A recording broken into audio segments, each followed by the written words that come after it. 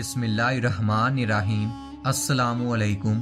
ہر روز نئی ویڈیو کے لیے چینل کو سبسکرائب کر لیں اور ساتھ لگے ہوئے بیل آئیکن کو دبا کر آل کی آپشن کو سلیکٹ کریں تاکہ ہر نئی ویڈیو کی اپڈیٹ آپ کو ملتی رہے۔ شوہر کے گھر میں داخل ہوتے ہی بیوی کا غصہ پھوٹ پڑا۔ سارا دن کہاں رہے؟ آپ کے آفس میں پتہ کیا، وہاں بھی نہیں پہنچے، بتاؤ ذرا معاملہ کیا ہے؟ شوہر بولا وہ شوہر کی ہکلاہٹ پر بیوی برس پڑی۔ بولتے نہیں آپ کہاں چلے گئے تھے؟ اور یہ کپڑوں کی پوٹلی کس کی ہے؟ یہ کس کی اٹھا لائے ہو؟ شوہر بولا کہ وہ میں ماں کو لانے گاؤں چلا گیا تھا۔ شوہر نے تھوڑی سی ہمت دکھائی۔ بیوی غصے سے بولی آپ ماں کو یہاں لے آئی؟ شرم نہیں آئی آپ کو؟ تمہارے بھائیوں کے پاس انہیں کیا تکلیف ہے؟ بیوی عجیب کیفیت میں تھی۔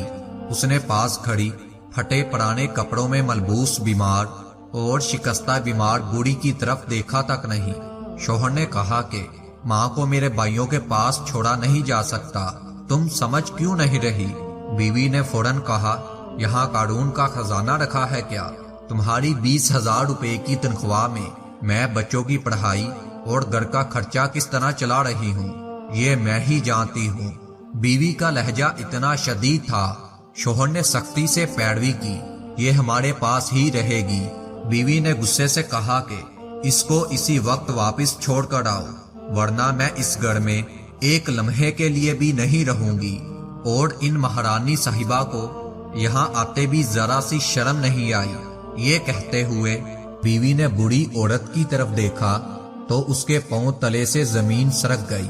کانپتے ہوئے بیوی بولی امی جان آپ؟ کہا کہ ہاں بیٹی، تمہارے بھائی اور بھابھی نے بھی مجھے گھر سے نکال دیا ہے۔ داماد جی کو فون کیا تھا تو یہ مجھے فوراً لینے آ گئے۔ تو اس کے بعد بیوی نے ڈرتی ہوئی نظروں سے شوہر کی طرف دیکھا اور بولی آپ بھی نہ بڑے وہ ہیں، پہلے کیوں نہیں بتایا کہ آپ میری امی کو لانے گئے تھے؟ تم تو بڑے اچھے ہو، جیسا کہ عام طور پر اکثر گھروں میں یہ دیکھنے کو ملتا ہے۔ کاش کہ ہمیں یہ بات سمجھ میں آ جائے کہ ماں تو ماں ہوتی ہے، کیا میری اور کیا تیری۔ جو ماں سے محروم وہ جنت سے بھی محروم۔